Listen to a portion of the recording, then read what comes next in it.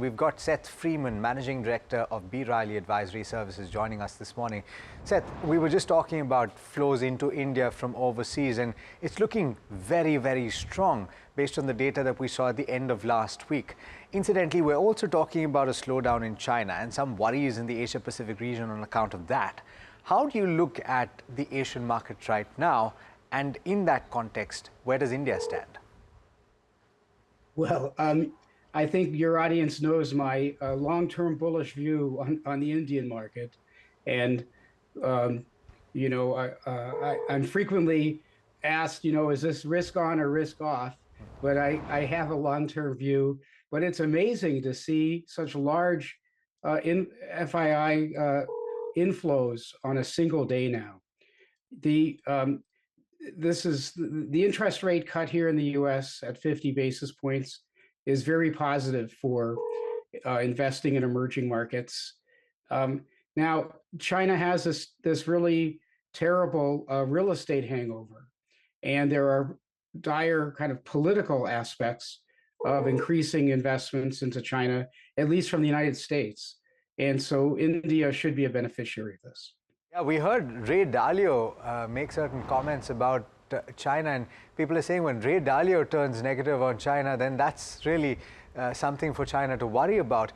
But is that something that India has to be concerned about, a slowdown in China? Isn't it positive for India? And from that perspective, where do you see flows going over the course of the next 6 months when it comes to India? Well, it remains positive for India. Again, it's a combination of fundamental growth in India, the continuation of expansion of certain sectors in India, but it's also a political choice. And I've been following India now for literally 20 years, and it's still amazing to me that many U.S. investors are actually just finally getting tuned in. Yeah, it's a fair point. The last point, and we haven't spoken much about this, but then we've been speaking about it all of last week, the 50 basis point cut.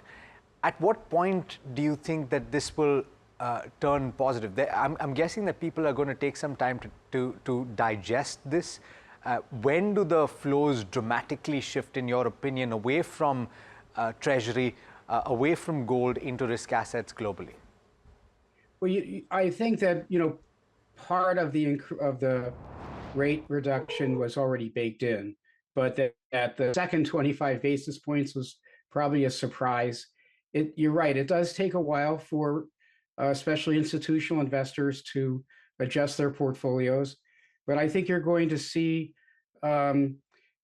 more flows probably in October and November when institutional investors start to decide how they want to model their end of the year portfolio holdings. Seth, thanks so much for joining in this morning, for speaking to us on NDTV Profit. Pleasure having you. Thank you.